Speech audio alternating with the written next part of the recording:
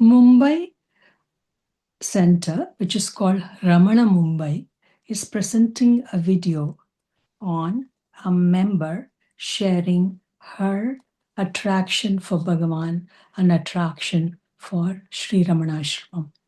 Om Namo Bhagavate Sri Ramanaya. Om Namo Bhagavate Sri Ramanaya.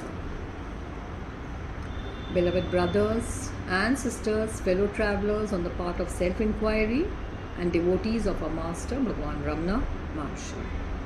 It is a deep privilege to join you in celebrating the 146th Jayanthi of Bhagavan Sri Ramana. I speak to you from Mumbai, city known for its ceaseless activity, yet quietly shelters in its very heart the living silence of Bhagavan. I represent the Mumbai Ramana devotees, not confined to a single building or institution, but united by heart, to which Bhagavan unfailingly directed us. In that sense, Mumbai has always had a Ramana Center, even if it never had a signboard. Where is the Ramana Center in Mumbai? Simply put, wherever devotees gather in remembrance of the self. As early as the 1960s, late Sri Somsundaramji undertook the quiet but extraordinary task of nurturing Ramana satsangs in the city.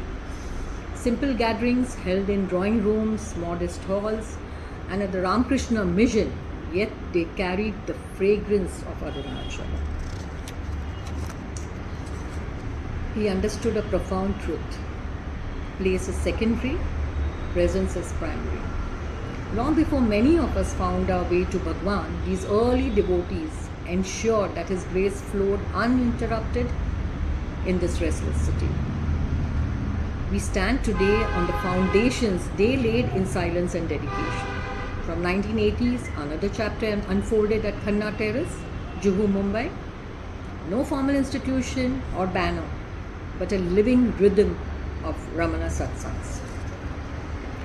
Devotees would gather, read from talks, chant Akshamanmalai and Updesaram, and sit together in silence and reflect on Bhagavan's teachings, along with a simple sharing of tea and conversations.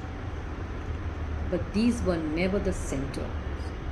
The true center is always Bhagavan Himself.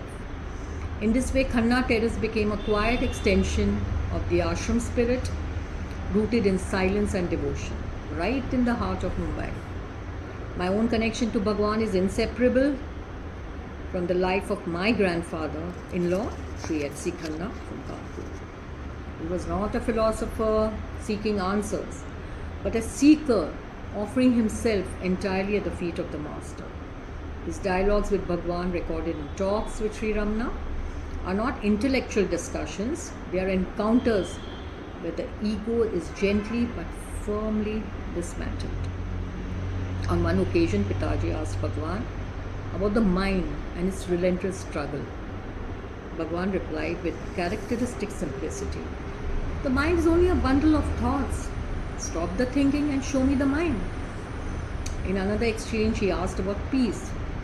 Bhagavan answered, "Peace is your natural state. It is a mind that obstructs peace. If you do not find peace in the self, you will not find it elsewhere." These words were not mere teachings for him.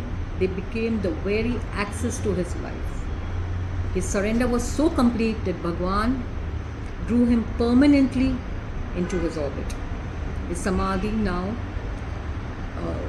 rests within Sri Ramanasramam, and each year when our family stands there, we feel not sentimentally but palpably that the bridge still exists between our lives and Bhagavan's living presence. As we celebrate the 146th Jayanthi, let us remember that Bhagavan is the ever-present reality. Whether one sits in Juhu, Mumbai, in New York, or at the feet of Arunachala, the question remains unchanged and undiminished. Who am I? On behalf of Mumbai devotees, I pray that Bhagavan's grace continues to draw our restless minds back into the heart, where peace is not attained but recognized. May we all discover for ourselves that silence which Etsi Khanna sought and which Bhagavan eternally is. Namo Ramana. Om Namo Bhagavate Shri Ramanaya. Dear friends, spiritual seekers and devotees across the world, as we prepare for the Jayanthi of Bhagavan Shri Ramana Maharshi in January 2026, I offer my profound gratitude to the ashram and to the global community for this opportunity.